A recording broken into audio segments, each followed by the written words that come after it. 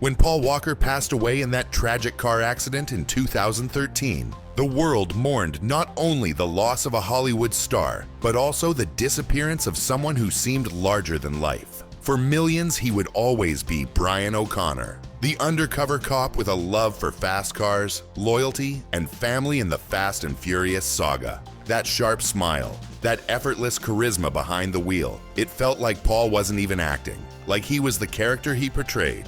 But what most people didn't realize at the time was that Paul Walker's real life off-screen was far more layered, far more captivating, and in many ways, far more meaningful than any role he ever played on screen. After his passing, fans and friends began uncovering pieces of who he truly was, and what they found was astonishing. Behind the fame, Paul had been quietly living a double life. One side was the Paul the world knew, the actor, the heartthrob, the face of one of the biggest movie franchises of all time. The other side was hidden from the spotlight, the car obsessive who poured his money, time, and passion into building a jaw-dropping collection, the philanthropist who founded his own humanitarian organization, Reach Out Worldwide, the humble man who showed up at car meets unannounced, chatting with mechanics and teenagers about engines like just another gearhead. And then came the revelation that shocked even lifelong automotive enthusiasts: his personal garage. When the doors opened, it wasn't just a few luxury toys parked for show, it was a museum of automotive history. Rows of rare BMW M3s, pristine Porsche 911s, legendary Japanese tuner cars like Supras and Skylines, and American classics lined up side by side. Some were so rare that even veteran collectors had only seen them in magazines. It was clear that Paul wasn't just a casual car lover, he was a true connoisseur. Someone who studied, collected, and cherished cars as if they were pieces of art. But his garage was just the beginning. The more stories came out, the clearer the picture became. Paul Walker wasn't living for the fame or the spotlight. He was chasing passion. He was investing in memories, friendships, and moments that mattered. And in a way, his hidden life became his real legacy. When his family first opened up his garage, it wasn't just a place to park cars. It was like stepping into a museum of horsepower and history. Inside, there were over 30 high-performance vehicles, ranging from classic American muscle to European exotics. To most fans, Walker was simply the guy who loved cars. But this garage proved he wasn't just a casual collector. He was a true connoisseur. Among the treasures was a BMW M1, a car so rare that even seasoned collectors never see one up close. Only about 450 were ever made, and Walker had one sitting quietly under covers. Next to it, there were 5 separate BMW E36M3 lightweights, each worth hundreds of thousands of dollars today. Imagine owning not one, but 5 of the same rare performance icon.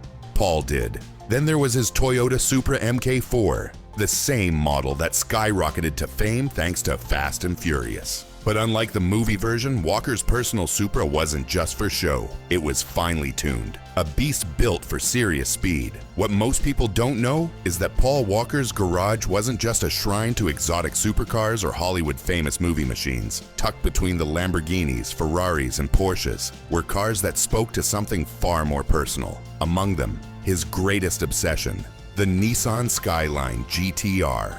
Walker wasn't just a casual fan of the Skyline because it looked cool on screen. He loved them long before the Fast and Furious franchise made them pop culture icons. The R32, R33, and especially the R34 GTR represented everything Paul admired about Japanese engineering: raw power, balance, and a kind of underground mystique that only true car guys understood. He imported several of them from Japan, years before US regulations allowed such vehicles to be legally driven on American roads. That didn't stop him. His love for these cars was so strong, he worked with trusted shops to bring them in and keep them in pristine, road-ready condition. One R34 in particular became the stuff of legend. Walker had it custom built with a staggering level of attention to detail, a tuned RB26 engine, upgraded turbos, suspension refinements, and a spotless interior that blended race spec upgrades with everyday drivability. For many tuners in Southern California, this Skyline wasn't just another cool ride. It was the benchmark.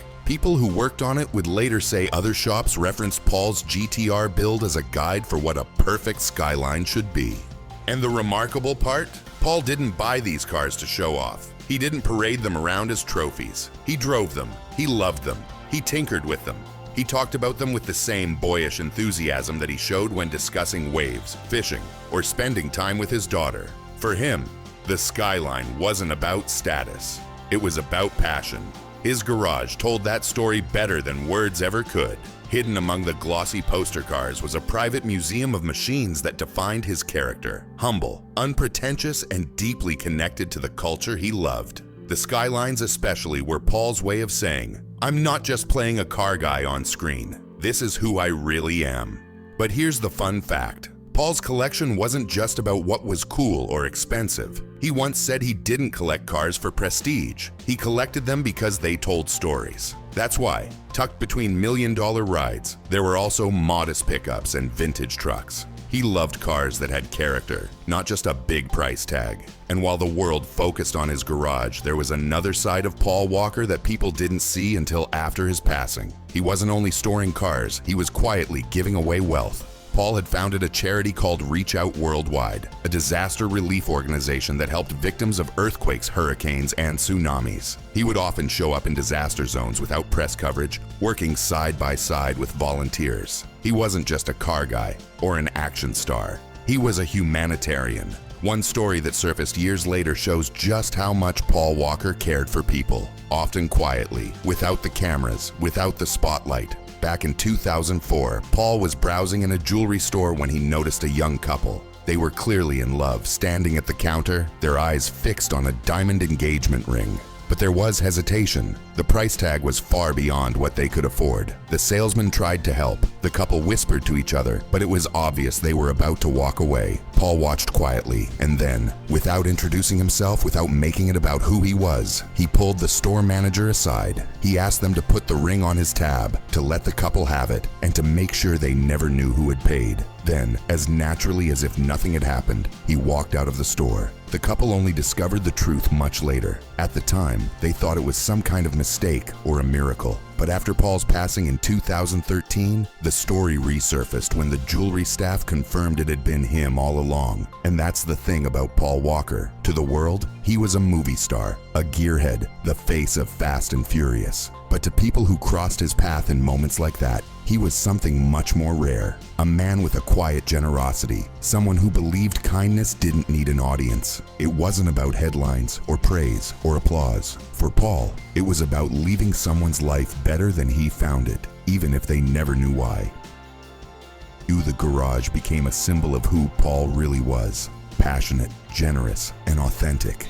In 2014, many of his cars were auctioned off, bringing in over $2.3 million. But his family didn't sell everything. Some of the most personal vehicles, the ones that Paul had restored with his own hands, were kept as keepsakes for his daughter Meadow and close family. Even now, years after his passing, Paul Walker's garage remains a legend in car culture. Collectors talk about it as if it were a secret kingdom, where rare machines rested in silence until the world caught a glimpse. It wasn't just about wealth, it was about passion, nostalgia, and the love of speed that connected Paul's real life with the character fans adored on screen.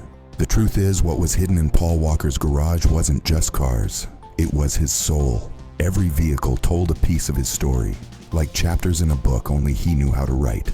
The sleek Toyota Supras and Nissan Skylines echoed the adrenaline and thrill of Fast and Furious. The rare BMW M3s and Porsche 911S revealed his deep respect for craftsmanship and performance. And then there were the simple trucks and motorcycles, machines that showed another side of Paul, the down-to-earth guy who could just as easily blend into a small-town car meet as he could walk a red carpet. It was proof that Paul wasn't acting when he lit up the screen. He didn't just play Brian O'Connor. He was Brian O'Connor, a man whose veins carried gasoline and whose heart beat for speed, freedom, and loyalty. His garage wasn't a showroom built for bragging rights. It was a mirror reflecting who he truly was. Passionate, humble, adventurous, and real. And maybe that's why his garage still feels so magnetic even years after his passing. It wasn't just about horsepower or rarity. It was about meaning. Each car held a memory, a friendship, a piece of Paul's journey. Together, they formed a legacy, frozen in time, like a museum of his spirit. Because behind the Hollywood spotlight, beyond the fame and fortune, Paul Walker was just a car guy with a big heart. A man who never forgot where he came from, who gave back more than he took, and who lived life with the same intensity and honesty that he brought to every role. His garage wasn't just filled with machines, it was filled with dreams, and that's what makes it unforgettable.